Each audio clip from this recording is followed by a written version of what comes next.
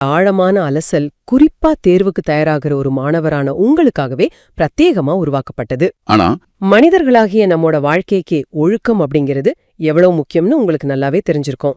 ஆமா, வாழ்க்கைக்குரிய ஒழுங்குமுறை எப்படி ஒழுக்கமோ அதே போல மொழிக்குரிய ஒழுங்குமுறை என்ன தெரியுமா? அதுதான் மரபு. சரியா சொன்னீங்க.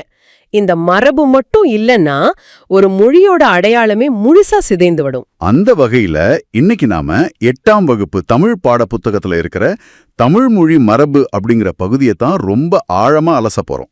தொன்று தொட்டு பின்பற்றப்பட்டு வரும் அந்த மரபுகளை தொல்காப்பியம் எப்படி பதிவு செஞ்சிருக்குன்னு நம்ம பார்க்கணும். ஆமா, தமிழ்ல நமக்கு கிடைத்துள்ள மிக பழமையான இலக்கண நூல்னா அது தொல்காப்பியம்தான். கரெக்ட்.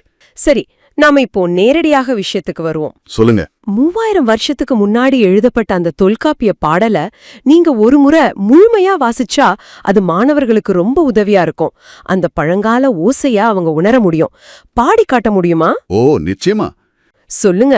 நிலம் தீ நீர் வழி விசும்போடு ஐந்தும் கலந்த மயக்கம் உலகமாதலின் இருதினை ஐம்பால் இயல்நெறி வழாமைத் திரிவுயில் சொல்லோடு தழாள் வேண்டும் மரபுநிலை திரிதல் செய்யுட்கில்லை மரபு வழிப்பட்ட சொல்லின் ஆன மரபுநிலை திரியின் பிரிது பிரிதாகும். நிலந்தீநீர் வழி விசும்போடு ஐந்தும் அப்படிங்கிற வரிய சொல்றீங்க. பின்ன மொழி எதை அடிப்படையாக கொண்டது? மொழி என்பது இந்த உலகத்தை நம்ம சுத்தி இருக்கிற யதார்த்தத்தை விவரிக்கிறதுக்கான ஒரு கருவி. அதனால உலகத்தோட அமைப்பு என்ன அப்படிங்கறத முதல்ல அவர் வரையறுக்கிறாரு. அட, அப்படியா? உலகம் எவற்றின் கலவைன்னு அவர் சொல்றாரு? நிலம் நீர் தீ அதாவது காற்று, அப்புறம் விசும்பு அதாவது வானம், இந்த ஐம்பூதங்களோட கலவைதான் இந்த உலகம். இங்க மயக்கம் அப்படிங்கிற ஒரு சொல்ல அவர் பயன்படுத்துறார். மயக்கம்னா நாம சாதாரணமா சொல்ற தலை சுற்றல் கிடையாதா? கண்டிப்பா கிடையாது. மயக்கம்னா இந்த இடத்துல கலவை அப்படின்னு பொருள். இந்த பிரபஞ்சத்தில் உள்ள உயிருள்ள உயிரற்ற அத்தனை பொருட்களும் இந்த ஐம்பூதங்களோட சேர்க்கையால கலவையால மட்டுமே உருவானவை. அடடே, உலகத்தோட அமைப்பு சொல்லியாச்சு. அதுக்கப்புறம் அவர் எப்படி மொழியோட அமைப்பிற்கு வராரு? அடுத்த வரிகள்ல இருதினை ஐம்பால் இயல்நெறி வழாமை அப்படின்னு சொல்றாரு. உலகம் ஐம்பூதங்களால் ஆனதுன்னு சொன்னவர் அந்த உலகத்துல உள்ள பொருட்களை நாம எப்படி அழைக்கணும், எப்படி பிரிக்கணும் அப்படிங்கிற தமிழ் மொழியோட மரபை அடுத்து கூறுறார். அத கொஞ்சம் விளக்கமா சொல்ல முடியுமா? நிச்சயமா. உலகத்து பொருட்களை இருதிணை அதாவது உயர்திணை மற்றும் அக்ரிணை அப்படின்னும், ஐம்பால் அதாவது ஆண்பால் பெண்பால் பலர்பால் ஒன்றன்பால் பலவின்பால் அப்படின்னும் பாகுபடுத்தி கூறுவதுதான் தமிழ் மொழியோட மரபு. இப்படி திணை பால் வேறுபாடு தெரிஞ்சு நம்ம முன்னோர்கள் எந்த பொருளுக்கு எந்த சொல்ல பயன்படுத்தினாங்களோ அதையே நாமும் பயன்படுத்துவதுதான் இயல்நெறி. இயல்நெறினா இயற்கையான வழக்கம் அப்படின்னு அவர் விளக்குறாரு. அதற்காகத்தான் வழாமை மற்றும் தழாள் அப்படிங்கிற வார்த்தைகளை அவர் பயன்படுத்துறாரு. வழாமை அப்படின்னா தவறாமை அல்லது பிழையின்றி இருத்தல் அப்படின்னு பொருள். அப்போ தளா ஆள் அப்படின்னு என்ன அர்த்தம்? தழாள்னா தழுமுதல் அல்லது அப்படியே பயன்படுத்துதல் அப்படின்னு அர்த்தம். இந்த திணை பால் வேறுபாடுகள் மட்டும் இல்லாம போனா என்ன ஆகும் தெரியுமா? என்ன ஆகும்? குழப்பம் வருமா? கண்டிப்பா. அவன் வந்தான் அது வந்தான் அப்படின்னு மொழியோட அடித்தளமே முழுசா குழம்பிடும். உலகத்து பொருட்களை இரு திணைகளாகவும் ஐம்பால்களாகவும் பாகுபடுத்தி கூறுவது தமிழ் மொழியோட மரபு. ஆஹா, இது வெறும் இலக்கணம் இல்ல, உலகை பார்க்கும் ஒரு பார்வை அப்படின்னு சொல்றீங்க. மரபு நிலை திருதல் செய்யுட்கு இல்லை அப்படிங்கிற வரியை தானே சொல்றீங்க? அதேதான். அதாவது செய்யுள்ள பாட்டுல இந்த மரபுகளை நாம மாத்தவே கூடாது. செய்யுள்னா பாட்டுன்னு பொருள், திரிதல்னா மாறுபடுதல்னு பொருள். ஏன் அந்த மரபுகளை மாத்தக்கூடாது? அதுக்கும் அவர் பதில் சொல்றார். மரபு நிலை திரியின் பிரிது பிறதாகும். அதாவது தமிழ் மொழி சொற்களை வழங்குறதுல மரபு மாறினால் அந்த செய்யுளோட பொருளே முற்றிலும் மாறிடும். அதனாலதான் மரபுகளை அப்படியே பின்பற்றணும்னு சொல்றாங்க.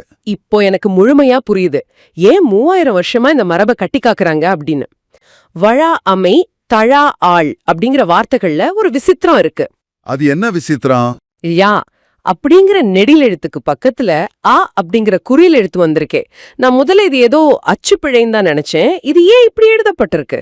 இது அச்சுப்பிழையும் கிடையாது, இலக்கண பிழையும் கிடையாது. இதுதான் தமிழ் இலக்கணத்தோட மிக நுட்பமான ஒரு தொழில்நுட்பம். இது அளபடை அப்படின்னு அழைப்பாங்க. அளபடைனா என்ன, கொஞ்சம் விளக்கமா சொல்ல முடியுமா? அதாவது எழுத்துகள் தமக்குரிய மாத்திரை அளவை விட நீண்டு ஒலிப்பதுதான் அளபடை எனப்படும். மாத்திரை அப்படிங்கிறது ஒலியோட கால அளவு அப்படிங்கிறது உங்களுக்கு தெரியும்னு நினைக்கிறேன். ஆமா, ஒரு கண் இமைக்கும் நேரம் அல்லது ஒரு கை நொடிக்கும் நேரம் ஒரு மாத்திரை அப்படின்னு சொல்லுவாங்க. ஆனா எதுக்காக ஒரு எழுத்தோட ஓசைய நீட்டி ஒலிக்கணும்? இதுக்கு காரணம் அந்த அன்றைய காலகட்டம் தான். 3000 வருஷத்துக்கு முன்னாடி அச்சு எந்திரங்களோ புத்தகங்களோ கிடையாது. எல்லாமே வாய்மொழியாகவும் ஓலைச்சுவடிகளிலும் தான் கடத்தப்பட்டுச்சு. ஓ, அப்போ ஒரு தகவலை மனப்பாடம் செஞ்சு அடுத்த தலைமுறைக்கு கடத்தணும்னா அதுக்கு ஒரு லயமும் ஓசையும் மிக மிக அவசியம் இல்லையா? கரெக்ட். புலவர்கள் செய்யுளை ஏற்றும்போது சில இடங்கள்ல ஓசை குறையும். அந்த ஓசையை நிரப்புவதற்காக அல்லது இனிமையாக்குவதற்காக சில நெட்டெழுத்துக்களை அவற்றிற்குரிய மாத்திரை அளவை விட நீண்டு ஒலிக்கும்படி செய்வாங்க. இங்க ழா அப்படிங்கிற நெட்டெழுத்தை நாம நீட்டி ஒலிக்கணும். எவ்வளவு நீளம் தெரியுமா? 3 மாத்திரை அளவு நீட்டி ஒலிக்கணும். ஆனா அதை எழுத்துல எப்படி காட்டுறது? அதுக்காக தான் அந்த ஆ வந்திருக்கா? ஆமா, அதற்கான அடையாளமாகவே அந்த நெட்டெழுத்துக்கு இனமான குறில் எழுத்து அதோட அருகில் வரும். எடுத்துக்காட்டா ழாவிற்கு அருகில் ஆ வந்திருக்கு. நெட்டெழுத்துகள் நீண்டு ஒலிப்பதை குறிக்க அதன் அருகில் அதற்கினமான குறில் எழுத்து வரும். ஓஹோ, இதுக்கு பேரு தான் உயிரள வடை அப்படிங்கறதா? அதேதான். இத வாசிக்கும் போது வழாமை அப்படின்னு அந்த ஓசையை நீட்டி வாசிக்கணும். இது வெறும் இலக்கணம் இல்ல, அந்த பழங்கால பாடல அதோட உயிர்ச்சத்தோட நாம இன்றும் உணர்வதற்கான ஒரு சூப்பரான கருவி. இந்த நூலோட பேரு தொல்காப்பியம். இதை எழுதியவர் தொல்காப்பியர். நான் முன்பே சொன்னது போல தமிழ்ல நமக்கு கிடைத்துள்ள மிக பழமையான இலக்கண நூல் இதுதான். இது வெறும் எழுத்துக்களை பற்றி மட்டும் பேசுற நூல் இல்லையா? கிடையாது. இது மனித வாழ்வியலையும் இயற்கையையும் சேர்த்து பேசுற ஒரு அருமையான நூல். சூப்பர். இந்த நூலோட கட்டமைப்பு எப்படிப்பட்டது? மொத்தம் எத்தனை அதிகாரங்கள் இதுல இருக்கு? தொல்காப்பியம் மொத்தம் 3 அதிகாரங்களை கொண்டுள்ளன. அவை எழுத்து, சொல், பொருள். இதுல என்ன ஆச்சரியம்னா, எழுத்துக்கும் சொல்லுக்கும் இலக்கணம் வகுத்தவர் மனிதர்களோட பொருள் பொதிந்த வாழ்க்கைக்கும் சேர்த்து இலக்கணம் வகுத்திருக்காரு. அதுதான் தொல்காப்பியரோட சிறப்பு. தொல்காப்பியத்தோட ஒவ்வொரு அதிகாரமும் 9 இயல்களை கொண்டது. நாம இப்போ அலசிக்கிட்டு இருக்கிற இந்த பாடல் தொல்காப்பியத்துல பொருளதிகாரத்துல இடம்பெற்றுள்ளது. பொருளதிகாரத்துல எந்த இயல்னு தெரிஞ்சுக்கலாமா? இது மரபியல் அப்படிங்கிற இயல்ல இடம்பெற்றுள்ளது. இன்னைக்கு நாம பார்த்தது மரபியல்ல உள்ள 91, 92 மற்றும் 93 ஆகிய 3 நூற்பாக்களாகும். அருமை. நூலோட தோற்றத்தையும் அந்த நூற்பாக்களோட அமைப்பையும் நம்ம மிக தெளிவா புரிஞ்சுக்கிட்டோம். விலங்குகளோட பெயர்களையும் அதோட சத்தங்களையும் நம்ம எப்படி அழைக்கிறது அப்படிங்கறதுலயும் தமிழுக்கு ஒரு கட்டாய மரபு இருக்கு. ஆமா, விலங்குகளோட இளமை பெயர்கள் மற்றும் அவற்றின் ஒலி மரபுகளை தொல்காப்பியர் மிக துல்லியமா பதிவு செஞ்சிருக்காரு. இதை கேட்கும்போது அன்றைய தமிழர்கள் இயற்கையோடு இணைந்து எவ்வளவு நுட்பமான வாழ்க்கை வாழ்ந்திருக்காங்கன்னு நமக்கு புரியும். அப்போ ஒவ்வொரு விலங்குக்கும் ஒவ்வொரு இளமை பெயர் இருக்கா? ஆமா, புலியின் இளமை பெயர் பரல். அதுபோலவே சிங்கத்தின் இளமை பெயர் குருளை, யானையின் இளமை பெயர் கன்று, பசுவின் இளமை பெயரும் கன்றுதான். ஆனா ஆட்டின் இளமை பெயர் குட்டி. ஓ, அப்போ குட்டி அப்படிங்கிற வார்த்தைய ஆட்டிற்கு மட்டுமே நாம பயன்படுத்தணும் அப்படிங்கிறது தான் மரபு இல்லையா? ஆமா, 100க்கு 100 சரி. இது கேட்கும்போது எனக்கு இன்னொரு சந்தேகம் வருது. சரி, உருவத்தை பொறுத்து பெயர் வச்சிருக்காங்கன்னு நாம வச்சுக்குவோம். ஆனா சத்தங்களை ஏன் அத்தனை வகையா பிரிக்கணும்? ஏன் எல்லாமே கத்துது அப்படின்னு சொல்லிட்டு போயிடலாம்னு நினைக்கிறீங்களா? ஆமா, அப்படி சொன்னா என்ன தப்பு?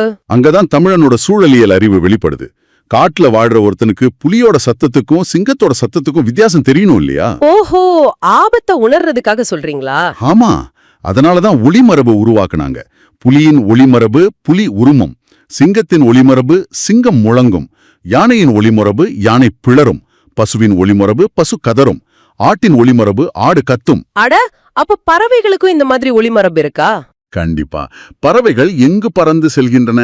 வானத்துல, அதாவது விசும்பில் பறந்து செல்கின்றன. அந்த பறவைகளுக்கும் ஒளிமரபு உண்டு. உதாரணமா காகம் என்ன செய்யும்?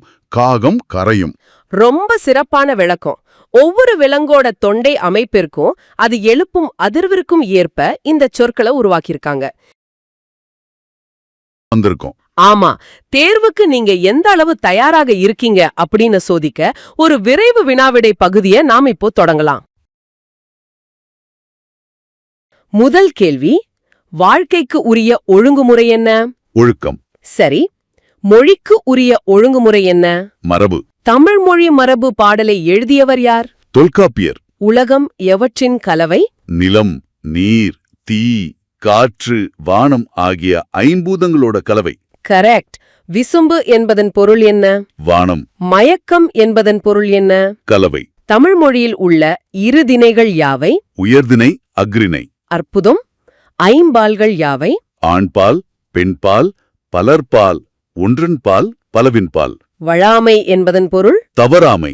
தழாஅள் என்பதன் பொருள்? தழுவுதல் அல்லது பயன்படுத்துதல். மரபு என்பதன் பொருள் என்ன? வழக்கம். திரிதல் என்பதன் பொருள்? மாறுபடுதல். செய்யுள் என்பதன் பொருள்? பாட்டு. தமிழ் மொழிச் சொற்களை வழங்குவதில் மரபு மாறினால் என்ன ஆகும்? பொருளே முழுசா மாறிவிடும். எழுத்துகள் தமக்குரிய மாத்திரை அளவை விட நீண்டு ஒலிப்பதை எவ்வாறு அழைக்கப்படும்?